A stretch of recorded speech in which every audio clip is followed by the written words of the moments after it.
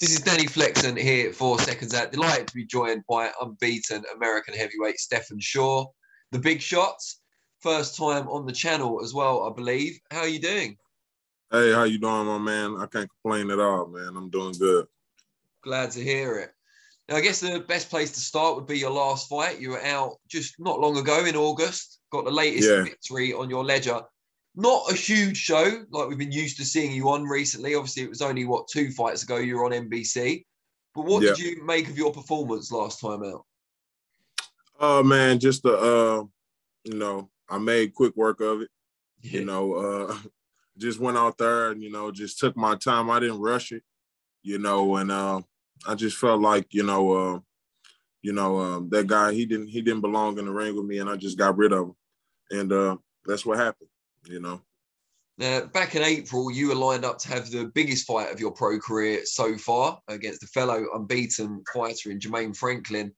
Fell through at very short notice after he unfortunately tested positive for COVID. How did you feel when you found out, and how close were the promoters to securing you a new opponent? Oh, man, it was very devastating. I spent time in camp. I spent about 8 weeks in camp. I did 6 weeks in San Diego, and I did 2 weeks in Big Bear, California. And by the time I got off the airplane in New Jersey, they telling me that Jermaine Franklin is caught COVID. And I'm like, oh, man. And they was trying to give me an opponent. They went about 6 opponents, and, no one wanted to take the fight on a 4-day notice. So it was pretty devastating, but I enjoyed the festivities of the whole event. The people from NBC Sports and Ring City, USA, they showed me some decent hospitality up there at the West Point Academy. So, I hate that it fell through, and it's crazy that fight never tried to, that his promoters didn't try to get that fight made again. It's very unfortunate, but I guess we just move on and just move on ahead and look forward to what's next. And what is next? When are we likely to next see you back out in the ring? Hopefully I'll be in the ring December-ish. Hopefully I can get one more in this year. But if not, we start the year off fresh. January sometime, that'll be a great time for me. How happy are you or satisfied at the moment with your development? Because although you're not maybe out in the ring as much as you'd like, you're filling a lot of that time with real world-class sparring. Yeah, like you said, the downtime, it gets frustrating at times, but, I make sure that I stay on point and stay sharp. That's getting a world-class sparring, sparring world-class guys, that keeps me sharp in my development as well. That can help develop a fighter as well, just getting those rounds in. And like you say, sparring with guys like Deontay Wilder, I could say me and Deontay Wilder has sparred at least 30 rounds amongst each other. So just with that experience alone and other experiences that I've had with top contenders and former world champions, it's been great with my development, but like you say, I love to be in the ring, stay busy as possible. But, I can only deal with the cards, that I was dealt, and try to make every situation a great situation. And let me ask you about Wilder, because as you said, you sparred him a number of times, different camps, and you're in this camp for his fight with Tyson Fury, of course. Mm-hmm. How has he changed from your experience of being opposite him in that sparring ring? One thing I can say that he has changed is pretty much because at that level, it's really mental. When you get to the elite level, it's not the physical, it's the mental. And his mental status is not, oh, I'm going to knock him out. His mental status is just, I want to beat him. You know what I mean? And, just like I know, going out there trying to knock a guy out and being that eager to knock a guy out, that can get you knocked out. And that's how you can get knocked out. So, just having the mindset of just beating the guy, just wanting a W. The knockout could come with just that mindset, just wanting to win. So just fighting to win, not fighting to just, oh, I'm going to hopefully land one punch. At that elite level, that will never work. And you've been in camps before under his previous training team. Now Malik Scott's obviously the main man. What's that dynamic like? And has that helped Wilder's mental aspect that you just talked about? Yeah, absolutely. I actually like it. I like Malik's, mind in his corner. Malik keeps him alert, keeps him sharp, and he keeps him, just interacting at all times, being in tune with the fight at all times, not, some guys, they could fall asleep mid-fight, they could get too lackadaisical. Malik tends to, when I hear Malik, he tends to like tell him to stay alert, and I like that. So he's more boisterous. He's a boisterous, guy in the corner. Before we move on from Wilder completely, we've all heard and seen plenty of evidence of his punching power. I want to ask you, because you've sparred other world-class heavyweights, Andy Ruiz being one of them, of course. Mm-hmm. What is Wilder's power like? How is it that much removed from other heavyweights you've been in with? Is that much harder? It's not really that much harder. It's just like the impact, Wilder's shot is more like a thud, more like a doomph, you know what I mean? And if you get what I'm saying. No, I like it. Yeah, and Andy Ruiz his is more like a whip. It has a little bit more snap, if you get what I'm saying. Yeah. But it's really not too much of a difference, being that big and carrying that size and, swinging, either shot, at this level, being a heavyweight and at this level, could put you down. What does all this sparring, not just with Wilder, but with the other top heavyweights as well, what does it tell you about where you're at in your progression so far? Man, it just lets me know that I'm well on my way to become a world champion, because I have the will of a champion, I have the heart of a champion, and I have the desire to be champion, and, I'm working on it and I'm making improvements. I'm not going to wait.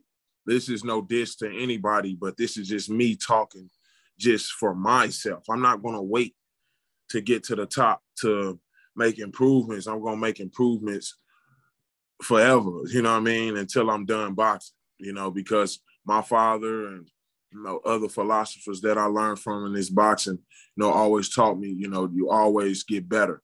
Once you stop learning, you're pretty much done with this sport. So I always want to keep improving, and I feel like I'm getting better and better each day. I can't wait to go to the gym a little bit later and, and continue to work at my craft. You mentioned your father there. He was obviously a fighter, a very good one in his own right. Your grandfather, I believe, was a great trainer as well. Were you always destined to be a fighter? Yes, sir. I could say that. You could say that. You could say I was destined to be a fighter. My grandfather, he's in the St. Louis Boxing Hall of Fame, and my father's in the St. Louis Boxing Hall of Fame. So, I'm looking to carry that tradition.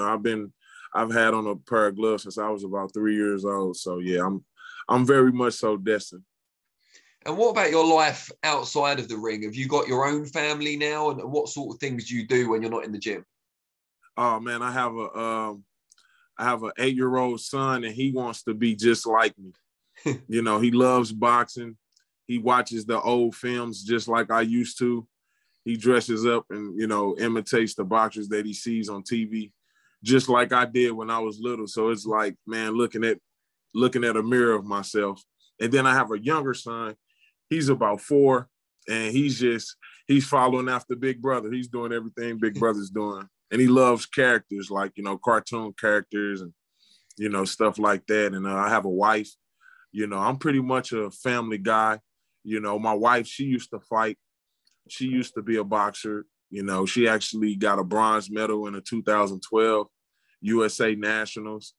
And so that's pretty much how we met. That's all my life. God, family, and boxing. That's all I'm pretty much about, man. You talked there about watching the old fight films and your son inheriting that tradition. Who did you used to watch? Who did you used to enjoy? Oh man, I used to love Sugar Ray Leonard. Mm. I used to love Ray Leonard. I loved Muhammad Ali. I love Roy Jones. I was a big Roy Jones fan, big Evander Holyfield and Mike Tyson fan. You know, I used to love the classic HBO sports, the mid to late 90s days. You know what I mean? That was my era that I grew up on when I was a little boy. You know, so you know, I idolized all the greats, to be honest. Wow. And they're all quite kind of fast, athletic guys. Is that kind of a reflection of your own style? Yeah, exactly. That's why I try to be a fast and athletic guy, but still carry heavyweight power, you know, to really to get a guy out of there. Great stuff. Now, I've seen in other interviews and stuff, you talked about potential fights with a couple of Brits in Hughie Fury and Dillian White. What is it about those two guys that you want to get in the ring with them? Why them? Those are great competitors. You know, I take my hat off to those guys, and those guys carry a big name. You know, and I'm looking to make a big name for myself in the sport, and those are guys that I feel I can transition into making a name on myself by defeating those likes of those guys like Harry Fury, Dillian White, Otto Wallin, and a list of others. You know what I mean? It's a great time to be a heavyweight. It's shuffling. You know, it's a great fight that just happened between Usyk and Joshua. You know, so, you know, the sky's the limit for me. I'm 15-0, 11 knockouts. And I'm still pretty much young to be a heavyweight. 29 years old, you know what I mean? And I recognize that, but I feel like it's the time for me right now to get those fights with guys like Harry Fury. You know what I mean? Now, you just mentioned a couple of guys there, so I'm going to ask you for a couple of predictions before we let you go. And you mentioned both Dillian White and Otto Wallin there. They're fighting, of course, on October the 30th here in England. I feel like I made that fight happen. It was like I was talking about those guys fighting, and then they ignored you and fought each other. Yeah, it didn't go the way you wanted it to go, but you're right. But I see that fight. That should be an interesting fight, interesting matchup of styles. You know, you have the brawler, wild, free swinging Dillian White behind the more technical technician in the Otto Wallin from the Southpaw Sands. So it should be an interesting style matchup. But, you know, it can be whoever lands the first shot in Dillian White's favor, or it could be just Otto Wallin boxes a great, clean fight and, you know, beats Dillian White. But it should be a good, interesting fight. I can allow you one sitting on the fence. So now I'm going to ask you about Fury against Wilder on Saturday. Now you have to pick a winner. Oh, man. I'm going to ride with Deontay, man. I got to go with Deontay. You know, he's a good friend of mine. We've been in the camp with each other, you know. But I'm looking to see a great fight. You know, like I say, I've heard Wilder, he's not saying he's want to knock him out. And so he wants to box with him and tries to try to really beat him. You know what I mean? Like, you know, try to beat him here as well. So I love to see that. I love to see a great chess match. I love to see two gladiators going out there playing high-level chess, you know, waiting to land that boom. So I'm going to be tuned in just like everybody else. And, you know, eventually one day I'd love to have a fight with the winner. Good stuff. Now, before you go, there'll be people out there who want to know more about you, want to hook up along the journey. Just tell them how they can find you on social media, what your different handles are. Yes, you can follow me on Instagram at Big Shot Shaw, BIGSHOTSHAW, or you can follow me on Facebook, Stephan Jabari Shaw, or Stephan Big Shot Shaw, my fan page, or you can follow me on Twitter at Big Shot Shaw. Great stuff. Well, I'm sure people want to do all of those. Helpful that most of them are the same name as well, which is always good. Yes, really sir. Appreciate your time. And hopefully once you've got a date in the books for your next fight and an opponent, we can do this again. Yes, sir, Danny. I appreciate that, man. All right, brilliant. Appreciate you too. And yeah, enjoy the rest of your day. Enjoy the gym this afternoon. Yes, sir. Thank you.